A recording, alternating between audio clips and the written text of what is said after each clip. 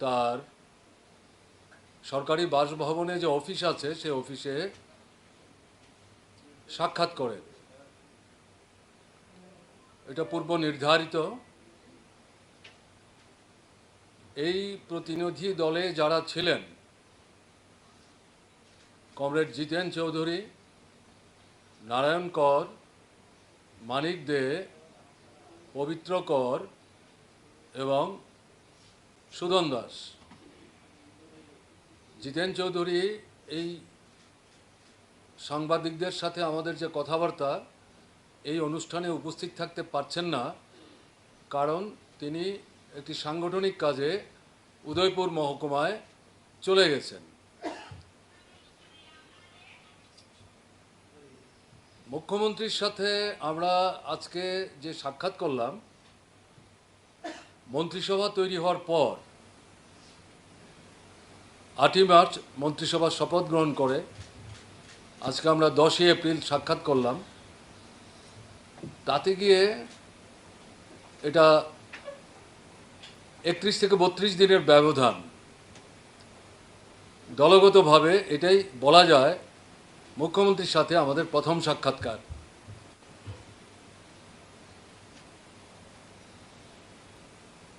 তার কাছে আমরা একটা স্মারকলিপি উপস্থিত করেছি।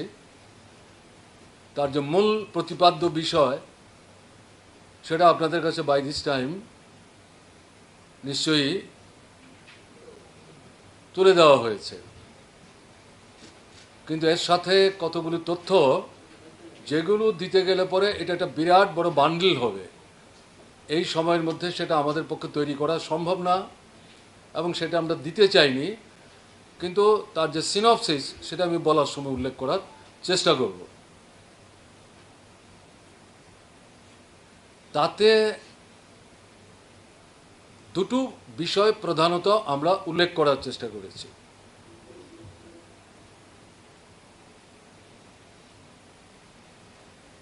ভোট হয়েছে, এটা সময়ের ব্যবধানে গুণাও হয়েছে। ভোট হওয়া পর্যন্ত নির্বাচন কমিশনের যে সক্রিয় ভূমিকা, সেই কারণে সন্ত্রাস তুলনামূলকভাবে এই 1 থেকে 1.5 মাস কম ছিল। ভোটকে ভিত্তি করে সন্ত্রাস একেবারেই হয়নি এটা বলা যাবে না, কিন্তু তুলনামূলকভাবে কম ছিল, এই সত্য তো স্বীকার করতেই হবে। ভোট হয়ে যাওয়ার পরেই রাজ্যের কয়েকটি জায়গায় সন্ত্রাস সংঘটিত হয়। আমরা আমাদের পার্টির পক্ষ থেকে এরকম কয়েকটি জায়গায় পার্টি নেতৃত্ব আমরা পরিদর্শনে যাই, আক্রান্ত যারা তাদের সাথে আমরা কথা বলি এবং সেখানে আক্রান্তদের কাছেই আমরা বিশেষ করে আবেদন করি, প্ররোচনার ফাঁদে পা দেবেন না, শান্তি বজায় রাখুন। ভোট হয়ে গেছে, গোনা হবে, কেউ জিতবেন, কেউ হয়তো জয় হাসিল করতে পারবেন না, সরকার তৈরি হবে। আমরা যারা ছিলাম, তারা আছি, তারা থাকব, আমাদের থাকতে হবে একসাথেই। দল যার যার ব্যক্তিগত পছন্দের, ভোট যখন আসবে যার যার দলের সঙ্গে ব্যক্তিবিশেষরা ভূমিকা নেবেন, বা দলের প্রত্যক্ষ পরোক্ষ পরিচালনায় যে সংগঠন চলে, তাদের আন্দোলন বলুন, সংগ্রাম বলুন, তাতে যার যেটাতে অংশগ্রহণ করার ইচ্ছা স্বাধীনভাবে করবেন। কিন্তু আমরা আমাদের সকলের মধ্যে ঐক্য, সংহতি, শান্তি, সম্প্রীতি রক্ষা করতে চাই। সেই আবেদন ভোট গণার আগেই, ভোটের পরে এই যে আক্রমণগুলি হলো, সেই আক্রমণের সময় কিন্তু আমরা বলেছি আপনারা এগুলো ক্যারি করেছেন। কিন্তু 2রা মার্চ ভোট গণার পর দুপুরের পর থেকে যখন বোঝা গেল বিজেপির নেতৃত্বে আবার সরকার তৈরি করার যে সংখ্যা, এই সংখ্যা বিজেপি প্রায় পেয়ে গেছেন। তারপর থেকেই দেখা গেল আক্রমণ বাড়তে শুরু করলো এবং এটা গণনা কেন্দ্রকেও স্পেয়ার করেনি। অবিজেপি প্রার্থী, বিশেষ করে আমাদের দলীয় প্রার্থী, গণনা কেন্দ্রে দৈহিকভাবে আক্রান্ত হয়েছে। কাউন্টিং এজেন্টস, আমি ভোটের দিনের কথা এখানে বলে আপনাদের ভারাক্রান্ত করছি না, সেগুলো আপনারা জানেন। গণনার দিনেও কাউন্টিং এজেন্টস অনেক জায়গায় ঢুকতে পারল, মাঝখানে তাদেরকে বের করে দেওয়া হয়েছে। কাউন্টিং শেষ হওয়ার পর অনেক কাউন্টিং এজেন্টসকে পুলিশের সাহায্য নিয়ে ঘন্টার পর ঘন্টা অপেক্ষা করে তারপর তৎকালীন পরিস্থিতিতে নিরাপদ স্থানে ফিরে আসতে হয়েছে। তো এই যে ঘটনা, এটা তো অপ্রত্যাশিত ছিল এবং আপনারা দেখেছেন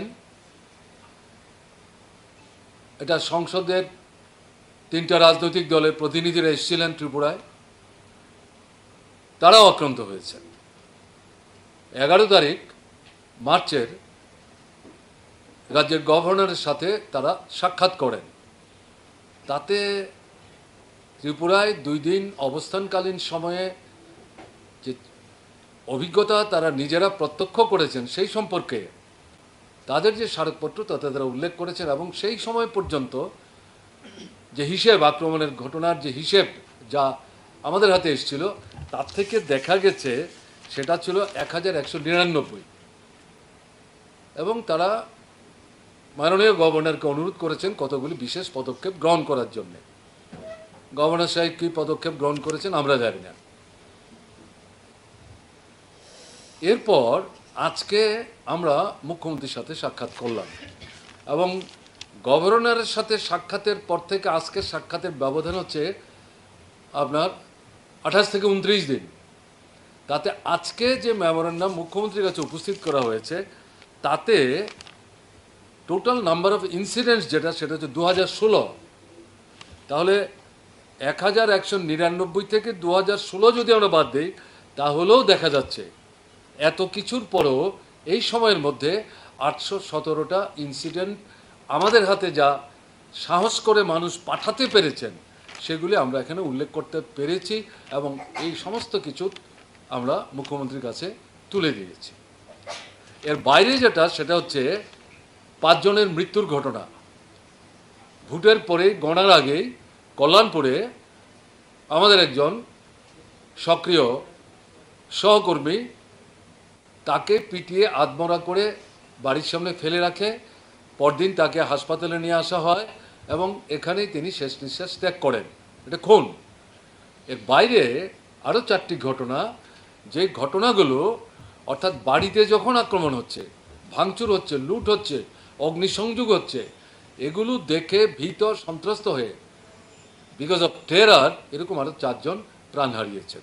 এগুলোকে সরাসরি তো আমরা খুনের ঘটনা বলছি না, কিন্তু তারা এই সন্ত্রাসের মুখোমুখি হয়ে মৃত্যুবরণ করেছেন। এই সবটা মিলালে পরে এটা 5 জন হবে। এটাকে কিন্তু আমরা এই 2016-র মধ্যে ধরিনি। এখন প্রশ্ন হচ্ছে, আমরা মুখ্যমন্ত্রীকে কি বলার চেষ্টা করেছি? আমরা মুখ্যমন্ত্রীকে বলার চেষ্টা করেছি, ভোট শেষ হয়েছে, আপনারা সরকার তৈরি করেছেন, সমস্ত দল, সমস্ত গণতান্ত্রিক সংগঠন, ব্যক্তিবিশেষ সবাই যাতে স্বাধীনভাবে তার গণতান্ত্রিক কাজকর্ম চালাতে পারে, এটা তো নিশ্চিত করার দায়িত্ব সরকারকে নিতে হবে। এটা যদি নিশ্চিত করা না যায়, তাহলে শান্তি, সম্প্রীতি, সুস্থিতি কি করে আমরা আশা করব? আপনিই বা কি করে আশা করবেন? কাজেই এটা তো একটার সাথে আর একটা অঙ্গাঙ্গিভাবে যুক্ত। কাজেই এই বিষয়টির প্রতি আমরা মুখ্যমন্ত্রীর দৃষ্টি আকর্ষণ করার জন্যেই এখানে এসেছি। দেখা যাচ্ছে গত 5 বছর ভোটের আগে মার্ক্সবাদী কমিউনিস্ট পার্টি দিয়ে শুরু হয়েছে, অবিজেপি প্রায় সমস্ত রাজনৈতিক দলের অফিসে আক্রান্ত হয়েছে। সংখ্যা দিয়ে আপনাদের ভারাক্রান্ত করব না। ভোটের সময় নির্বাচন কমিশনের সক্রিয় ভূমিকা গ্রহণের কারণে বন্ধ হয়ে থাকা অফিসগুলো ভোট তো করতে হবে, অফিস ছাড়া কী করে ভোট হবে। প্রায় সমস্ত অফিসগুলি খুলেছিল, এখন আবার সেগুলিকে বন্ধ করে দেওয়া হয়েছে। আমাদের জেলা কমিটি অফিস আছে, মহকুমা কমিটি অফিস আছে, অসংখ্য লোকাল কমিটি অফিস আছে, আমরা এটা উল্লেখ করলাম। এবং অন্যান্য অবিজেপি রাজনৈতিক দলেরও অফিস আছে, শ্রমিক আন্দোলনের সংগঠন আছে, অন্যান্য গণতান্ত্রিক সংগঠন আছে, তাদের অফিসও ভাঙচুর করে লুটপাট করে বন্ধ করে দেওয়া হয়েছে। এটা তো চলতে পারে না। এটা আমরা উল্লেখ করার চেষ্টা করেছি। বিশেষ করে যেটা লক্ষ্য করা যাচ্ছে, বাছাই করে ভোটের সময় অবিজেপি দলের হয়ে যারা পোলিং এজেন্ট হয়েছিলেন, পরবর্তী সময় কাউন্টিং এজেন্ট হয়েছে, এদের মধ্যে বড় অংশটা হচ্ছে যুব অংশ, তাদের উপর আক্রমণ সংগঠিত করছে। এবং এই যে আমরা 2016 যে হিসেবটা দিলাম, তাতে এই তথ্যগুলো সন্নিবিষ্ট আছে। একটা উল্লেখযোগ্য অংশ বাড়িঘর ছাড়া, একটা অংশ তাদের মধ্যে রাজ্যান্তরিত হতে বাধ্য হয়েছে।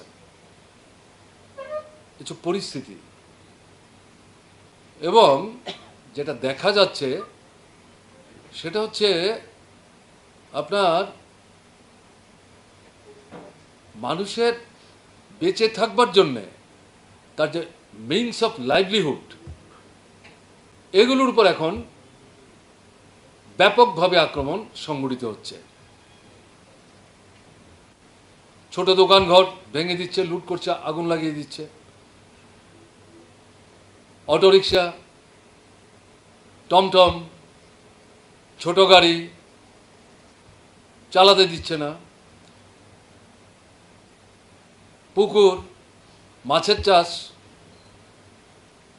ধ্বংস করে দিচ্ছে বিষ ঢেলে দিয়ে। রাবার বাগান কেটে ফেলছে, আগুন লাগিয়ে দিচ্ছে। ড্রোনের পর ড্রোন, শয়ের পর শয় রাবার গাছ ধ্বংস হয়ে যাচ্ছে। কোনো কোনো বাগান 7 বছর হয়ে গেছে, লেটেক্স পাচ্ছে, এটা বিক্রি করে পরিবার চলে, সেগুলোও শেষ। যেগুলো গ্রো করছিল সেগুলোও শেষ। ফসল মাঠ থেকে তুলতে পারছে না, তুললে পরে বাজারে নিয়ে আসতে পারছে না। এই মানুষগুলো বাঁচবেন কি করে? তার সঙ্গে যেটা দেখা যাচ্ছে, বাসস্থান, ডুয়েলিং হাউস লুট করছে, আগুন দিয়ে পুড়িয়ে দিচ্ছে। এমনকি দেখা যাচ্ছে রান্না বান্না করার যে আপনার ড্যাগ, কলসি, এই সমস্ত জিনিস শেষ করে দিয়েছে, কিছু নাই। এবং এই পরিস্থিতিতে একটা মানে দুর্বিষহ যন্ত্রণাকর অবস্থা কিন্তু তৈরি হয়েছে। এর বাইরে কি হচ্ছে, একেবারে স্বল্প বেতনে যারা কাজ করছেন, এগুলো তো স্থায়ী চাকরি না। তাতে আছেন আপনার মিড ডে মিল ওয়ার্কার্স, আশা কর্মী এবং অঙ্গনবাদী কর্মী। জোর করে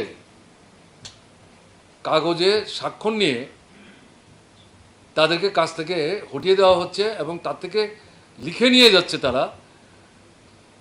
লেখার মূল বিষয় হচ্ছে আমি স্বেচ্ছায় এই কাজ ছেড়ে দিলাম। এসব ঘটনা, পাম্প অপারেটর, তাদের ক্ষেত্রে এরকম ঘটনা ঘটছে। পানীয় জলের যে কানেকশন কেটে দিচ্ছে, তো মানুষ বাঁচবেন কি করে? সরকারি কর্মচারী বাড়িতে ঢুকতে পারছে না। আমি বলছি না, দূরের কথা বলছি না, এই যোগেন্দ্রনগর গতকালকের ঘটনা।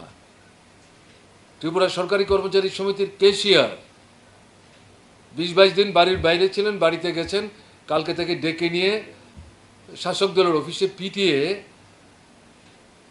তাকে বলা হচ্ছে এই দল ছাড়তে হবে, সংগঠন ছাড়তে হবে, কেশিয়ারের দায়িত্ব পালন করা যাবে না, রক্তাক্ত করে তারপর তাকে ফেরত পাঠিয়েছে। তিনি এরপরে বাড়িতে গেছেন কিনা আমরা জানি না। এই জিনিসগুলি চলছে। শিক্ষক, কেরানি, কর্মচারী বহু জায়গায় এরকম ঘটনা ঘটছে, ব্যবসায়ী বহু জায়গায় এরকম ঘটনা ঘটছে, ঠিকাদার বহু জায়গায় এরকম ঘটনা ঘটছে। যে হিসেব আমি এখানে আমাদের মেমোরেন্ডামের সাথে যেটা অ্যাটাচ করে দেওয়া হয়েছে, যে তথ্য আপনাদের দিলাম, এটা কিন্তু চূড়ান্ত না। অনেকে সাহস করে, সাহস ভর করে আক্রান্ত হচ্ছেন, কিন্তু লিখিত পরিতভাবে অভিযোগ কিন্তু তুলছেন না। থানায় যাচ্ছেন, অনেক থানা এগুলোকে কগনিজেন্সের মধ্যে নিচ্ছে না। আক্রমণ যারা করছে তারাই আগে গিয়ে আক্রান্তদের বিরুদ্ধে মামলা রুজু করছে এবং অসংখ্য মিথ্যা মামলা সেখানে তৈরি হচ্ছে। আমরা এই বিষয়গুলো সম্পর্কে মুখ্যমন্ত্রীর দৃষ্টি আকর্ষণ করে বললাম, এই যদি চলতে থাকে তাহলে পরে এই রাজ্যের মধ্যে মানুষ বসবাস করবেন কি করে। মুখ্যমন্ত্রী আমাদের যেটা বললেন, আপনারা তো দেখছেন, আমি নতুন সরকার তৈরি হওয়ার পর থেকেই অত্যন্ত দৃঢ়ভাবে রাজ্যবাসীর উদ্দেশ্যে, আমাদের দলের উদ্দেশ্যেও বলছি, আমাদের প্রশাসনকেও সেখানে নিরপেক্ষ ভূমিকা নেওয়ার জন্য বলছি। আমরা বলেছি, আপনারা এই কথা, একে তো আমরা অস্বীকার করছি না, আপনি বলছেন, কিন্তু ঘটনা তো থামছে না, বন্ধ হচ্ছে না, এটা তো বন্ধ করতে হবে। তার জন্য আমরা তার কাছে অনুরোধ জানিয়েছি, আপনি পুলিশ প্রশাসন, সাধারণ প্রশাসনের যারা উচ্চ পর্যায়ে দায়িত্বপ্রাপ্ত আছেন, তাদের নিয়ে রাজ্য স্তরে সভা করুন, জেলা স্তরে তাদের নিয়ে আলাদা করে সভা করুন, তাদেরকে দল নিরপেক্ষ দৃষ্টিভঙ্গি নিয়ে আইনানুগ পদ্ধতিতে নিরপেক্ষ অবস্থান গ্রহণ করতে বলুন। এবং এই উদ্যোগ যদি আপনি রাজ্য কেন্দ্র থেকে গ্রহণ করেন, তাহলে পরে নিশ্চয়ই তার একটা ইতিবাচক ফলবে বলে আমাদের বিশ্বাস। সঙ্গে সঙ্গে এটাও আমরা অনুরোধ করি, শাসক দলেরই তো দায়িত্ব বেশি শান্তি সম্প্রীতি রক্ষা করা। ভোট তো শেষ হয়েছে, আপনারা সরকারও তৈরি করেছেন, এই ফলে আপনারা সন্তুষ্ট না অসন্তুষ্ট সেটা আপনারা ভালো করে বলবেন। আমাদের একটা নিজস্ব মূল্যায়ন আছে। যাই হোক, সরকার তো আপনারা তৈরি করেছেন, কাজে রাজ্যের পরিস্থিতি স্বাভাবিক রাখার ক্ষেত্রে শাসক দলের দায়িত্ব এবং ভূমিকাই তো সবচেয়ে বেশি। এবং মুখ্যমন্ত্রী আমাদের সঙ্গে কথা বলার সময় বললেন যে কোনো কোনো ক্ষেত্রে আমার সামনে বসে আমাদের দলের যিনি সভাপতি, তাকে দিয়ে কোনো কোনো মহকুমার আমাদের কোনো কোনো কর্মীদের, বন্ধুদের, নেতৃত্বদের কথা বলে এই জাতীয় যে অভিযোগ আসছে সেগুলি বন্ধ করবার জন্যে নির্দেশ পাঠাতে বলেছি। আমার সামনেই আমাদের সভাপতিও কথাবার্তা বলছেন, আমরা তাকে ধন্যবাদ জানিয়েছি, কিন্তু তারপরেও ঘটনা তো বন্ধ হচ্ছে না। তাই আপনি একাধারে মুখ্যমন্ত্রী, স্বরাষ্ট্রমন্ত্রী এবং দীর্ঘ সময় শাসক দলের সভাপতি ছিলেন, এবং আপনি এখন সভাপতি না হলেও রাজনৈতিকভাবে আপনার দলের উপর আপনার যে কর্তৃত্ব, আপনার যে কমান্ড, সেটা আছে, এটাই আমাদের বিশ্বাস। তাই আমরা আশা করব একদিকে প্রশাসন, আরেক দিকে দল, এই দুদিক থেকে কিন্তু আপনাকে কার্যকরী ভূমিকা নিতে হবে। আমরা বলেছি, বলুন আমরা কিভাবে আপনাকে এই প্রশ্নে সহযোগিতা করতে পারি। বিধানসভার ভেতরে যেমন আমাদের বন্ধুরা বলেছেন, বাইরেও আমরা বলছি, আমরা গঠনমূলক দৃষ্টি নিয়ে সরকারকে সহযোগিতা করব, এবং এই ক্ষেত্রে আমাদের কাছে যে সহযোগিতাই আপনারা চাইবেন, আমরা নিশ্চয়ই আপনাদেরকে সহযোগিতা করব। আপনাদের নেওয়া অবস্থান যেগুলি মনে হবে আমাদের যে এগুলো সঠিক, আমরা তারিফ করব। যেগুলি মনে হবে এগুলো সঠিক না, এগুলো ত্রুটিপূর্ণ, জনগণের স্বার্থের পরিপন্থী, আমরা এগুলো গঠনমূলক দৃষ্টি নিয়ে কিন্তু সমালোচনা করব। কথাবার্তা হবে, আদান প্রদান হবে। আমাদের প্রয়োজনে আমরা আপনাদের সাথে কথা বলবো, তাতে বিরক্তি প্রকাশ করার সুযোগ নেই। আপনার প্রয়োজনে প্রশাসনের তরফ থেকে আপনিও যদি মনে করেন আমাদের সাথে কথা বলবেন যে কোনো সময়, হ্যাঁ, আপনি চাইলে আমাদের সঙ্গে কথা বলতে পারবেন। এবং সেই জায়গায় এই যে আদান প্রদান, তার ভিত্তিতে কিন্তু আমরা রাজ্যের মধ্যে স্বাভাবিক পরিবেশ ফিরিয়ে আনতে চাই। গত 5 বছরের মতো ত্রিপুরাকে এইভাবে চলতে দেওয়া ঠিক হবে না। আমরা চাই আপনি নতুনভাবে দায়িত্বপ্রাপ্ত মুখ্যমন্ত্রী এই ক্ষেত্রে কার্যকরী ভূমিকা গ্রহণ করুন। মুখ্যমন্ত্রী আমাদের কথাবার্তা শুনেছেন, শোনার পর বলেছেন আমি চেষ্টা করছি, আমার চেষ্টার কোনো ত্রুটি হবে না, আমরা কার্যকরী ভূমিকা নেব, আপনারা যে পরামর্শ দিয়েছেন সেগুলি বিবেচনায় রাখব এবং যেখানে যে অবস্থান গ্রহণ করা দরকার আমরা গ্রহণ করব। আমরা যখন মুখ্যমন্ত্রীর বাড়ি থেকে বেরিয়ে আসছিলাম সেখানে আমাদের কিছু সাংবাদিক বন্ধু গাড়ি থামিয়ে জানতে চেয়েছিলেন কেন গেছেন, কী বিষয়। সেখানে তাদেরকে অনুরোধ করেছি আলাদা করে রাস্তায় দাঁড়িয়ে আপনাদের দুজন তিনজনের সাথে কথা না বলে আপনারা পার্টি অফিসে আসুন, সেখানে কথাবার্তা বলে আমরা আমাদের বক্তব্য আপনাদের সবার কাছে আমরা তুলে ধরব। আমাদের প্রতিনিধিরা আমরা ফিরে আসি, আমাদের মধ্যে কথা হয়, তারপর আমরা ঠিক করি বেলা দুটোয় আপনাদেরকে আমরা আমন্ত্রণ করব, আপনারা আসবেন, তাতে আমাদের এই বক্তব্যগুলি আপনাদের সামনে আমরা তুলে ধরব। তার জন্য আপনারা এসছেন, তার জন্য আপনাদেরকে ধন্যবাদ জানাচ্ছি। এই হচ্ছে আমাদের বক্তব্য। যদি আপনাদের কারো কিছু জিজ্ঞাসা থাকে করতে পারেন, আমরা স্পষ্টীকরণ দেওয়ার চেষ্টা করব, আর যদি কিছু যোগ করার থাকে করতে পারেন।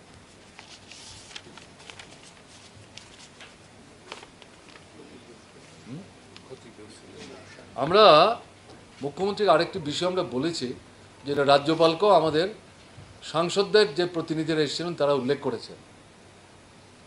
আমরা মুখ্যমন্ত্রীকে বলেছি ক্ষতিগ্রস্ত যারা, সর্বশান্ত যারা হয়ে গেছেন তারা দাঁড়াবেন কী করে। আমি তো বললাম ঘটিবাটি লুটা থেকে আরম্ভ করে সমস্ত কিছুই তো নষ্ট করে ফেলেছে, জঙ্গলে কাটিয়েছেন পরিবারের লোক নিয়ে 3 দিন 4 দিন 5 দিন। এখন তারা খাবেন কি, বাঁচবেন কি করে, ছেলে মেয়েদের বইপত্র পর্যন্ত নষ্ট হয়ে গেছে।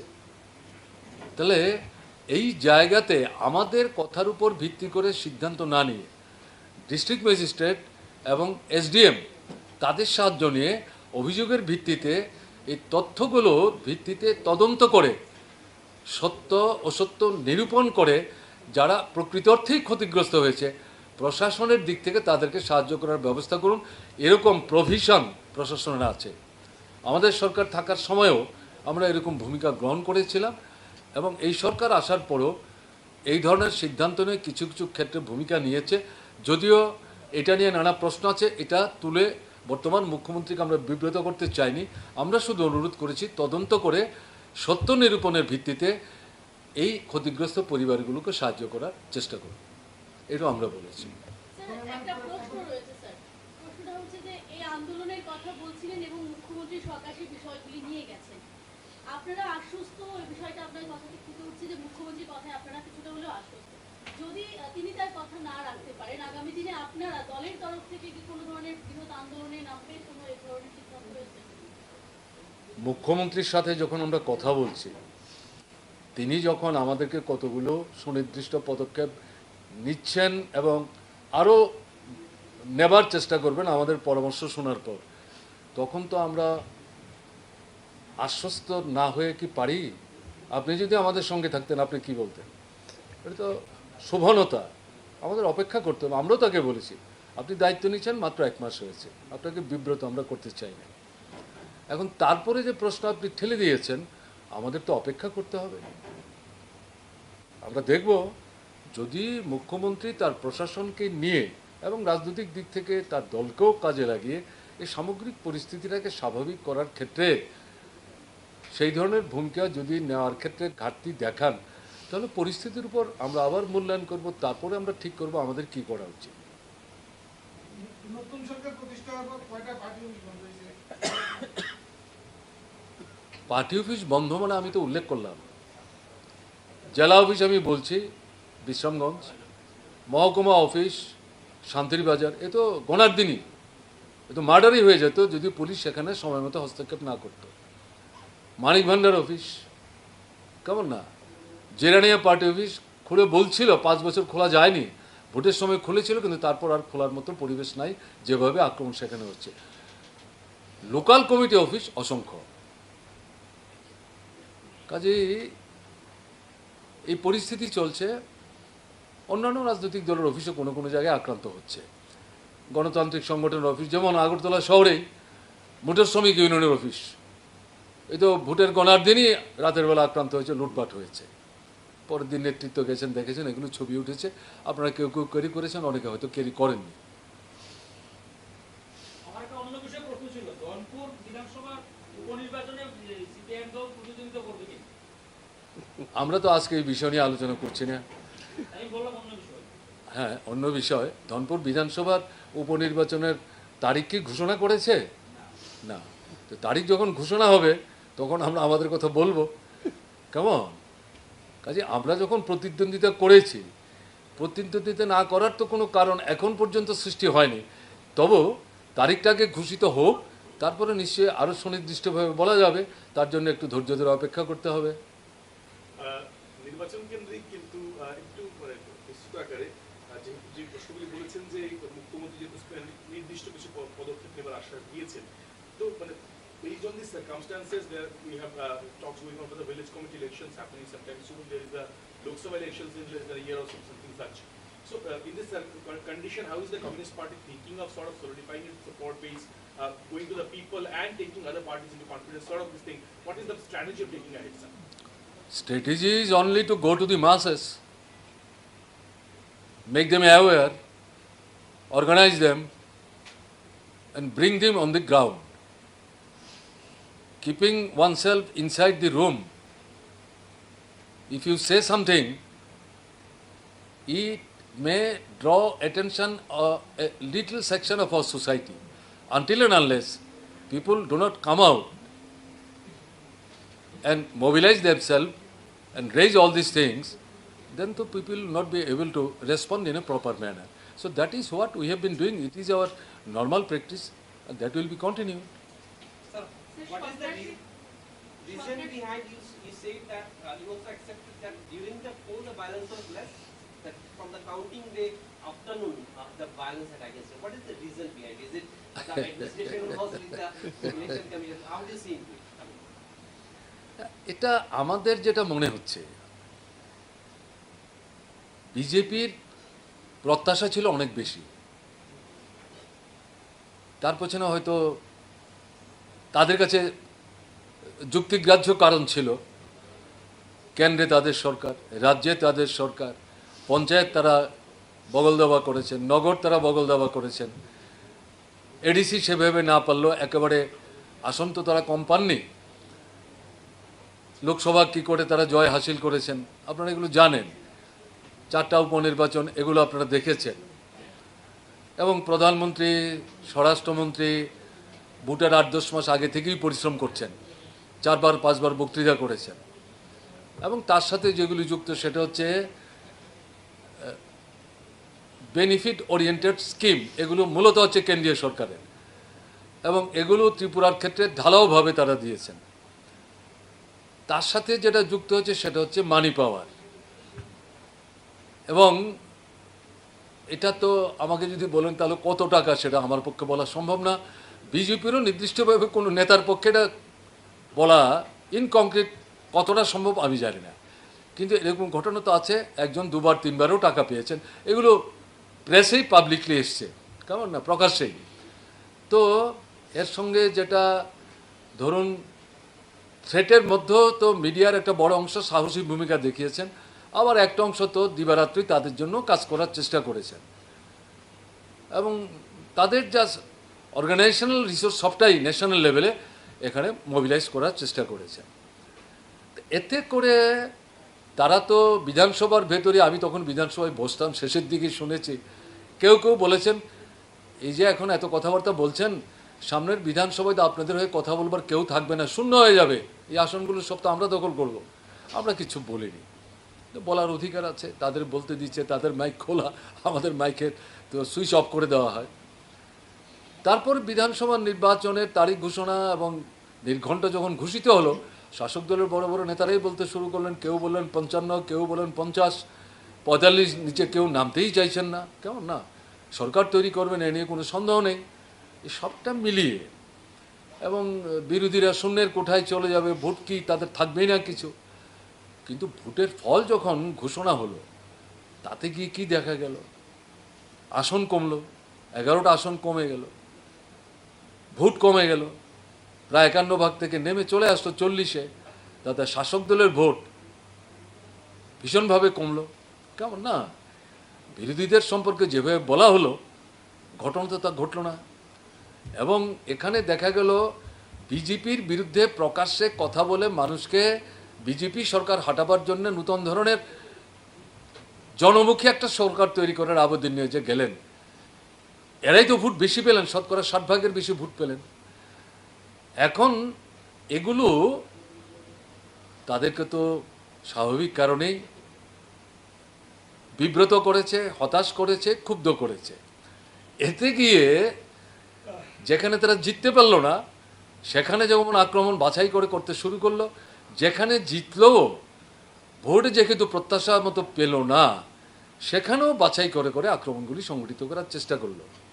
এগুলো আমরা প্রথম দিকেই বলবার প্রাথমিকভাবে চেষ্টা করেছি। আমাদের মনে হয়েছে এগুলি হচ্ছে মূল কারণ। কেমন? আর তারপরে যদি দেখেন, আসলে তো বিজেপির অবস্থাটা ভালো না। 2019-এর ভোটের পর, লোকসভার ভোটের পর এখন পর্যন্ত ভারতবর্ষের 2 দফায় বিধানসভার নির্বাচন হয়েছে। গুজরাটে আপনার সেখানে রিলিজিয়াস কার্ড ব্যবহার করে আপনার ধর্মীয় বিভাজন তৈরি করে কোনো মতে সরকারটাকে রক্ষা করেছেন। ঠিক আছে, তারা ভালো ভোট পেয়েছেন। হিমাচল সরকার তাদের হাতছাড়া হয়ে গেছে।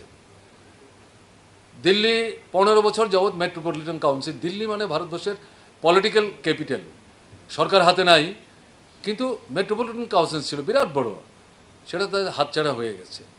ভালো না। তারপর উত্তর পূর্বাঞ্চলের 3টা রাজ্যের নির্বাচন, নাগাল্যান্ড, তারপরে হচ্ছে আপনার মেঘালয় এবং ত্রিপুরা।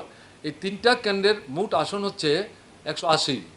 এই 180টা আসনে বিজেপি কটা আসন পেল?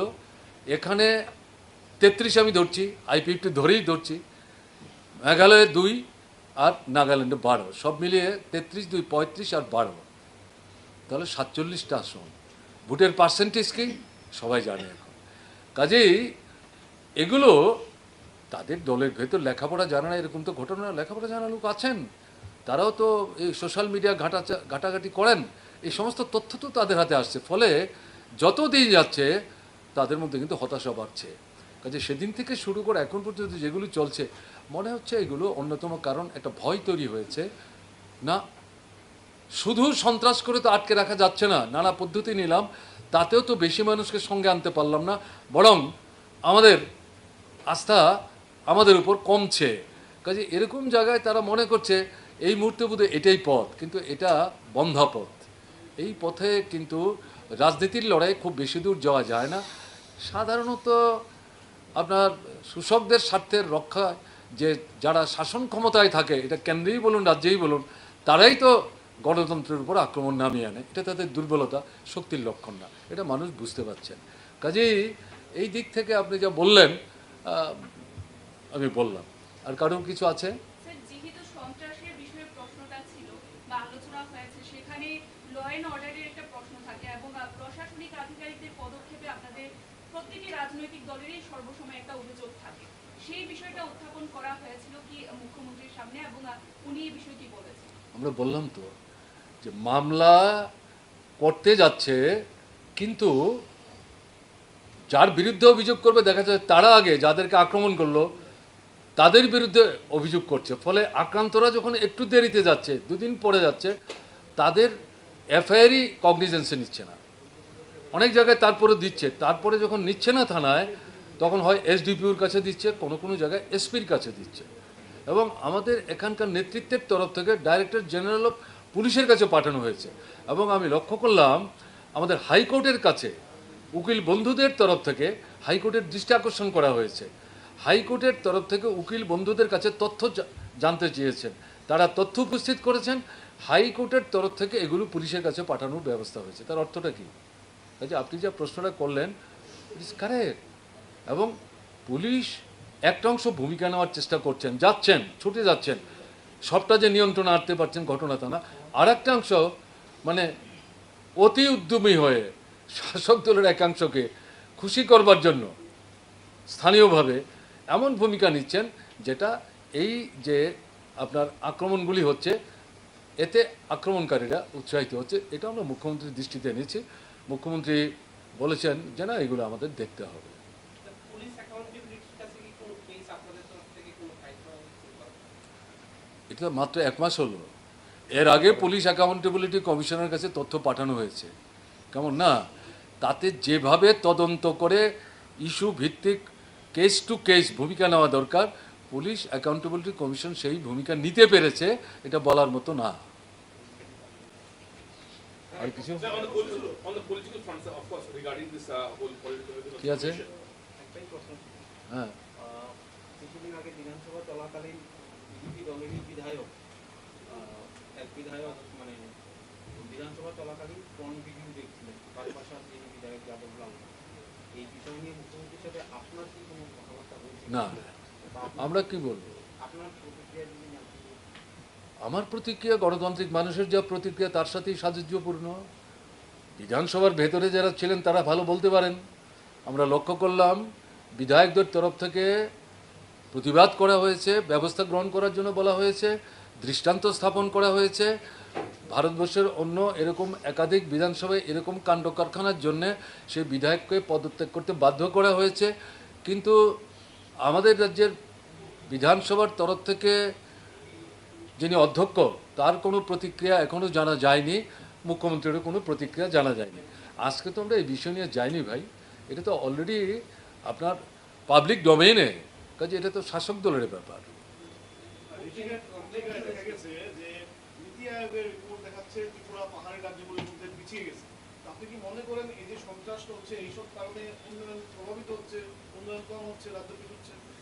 হোয়াট ন্যাচারাল, সন্ত্রাস হলে পরে কাজ হবে না, কাজ না হলে পরে মানুষ যেতে পারবেন না, যেতে না পেলে রোজগার হবে না, রোজগার না হলে পরে সংকট হবে।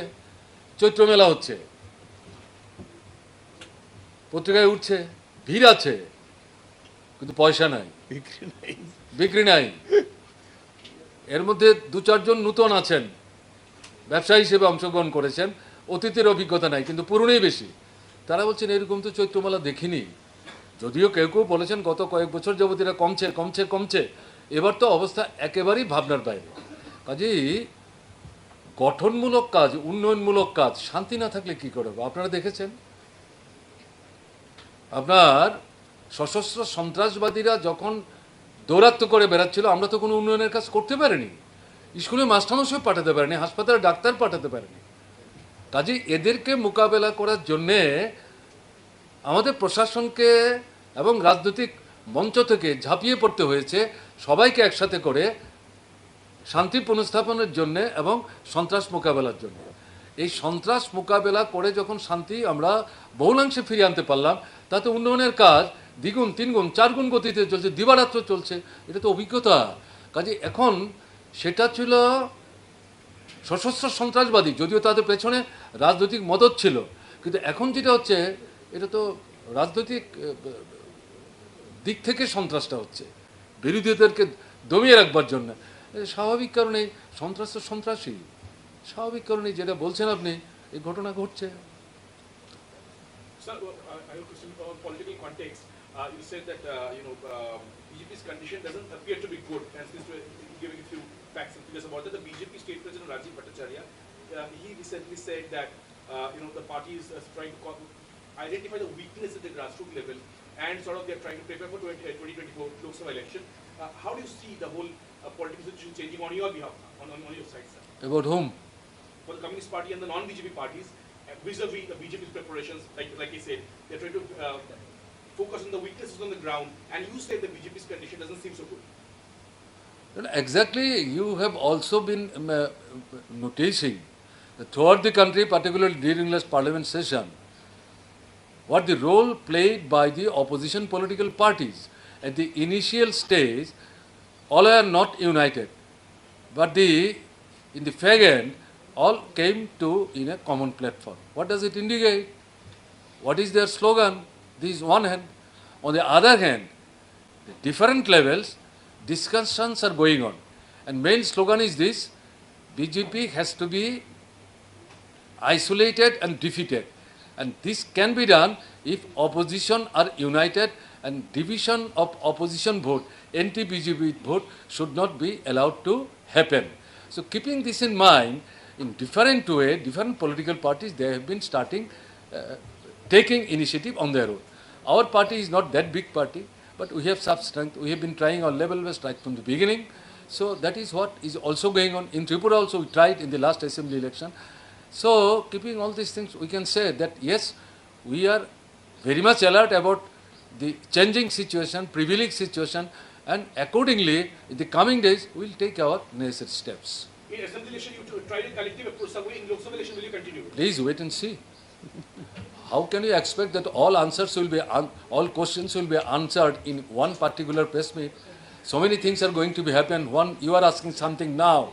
In the evening, some new things will come. So please wait and see. Don't be so agitated. But agitation is necessary. It is important. I do not discourage it, but you have to wait with patience. Anything else? Thank you. Thank you very much.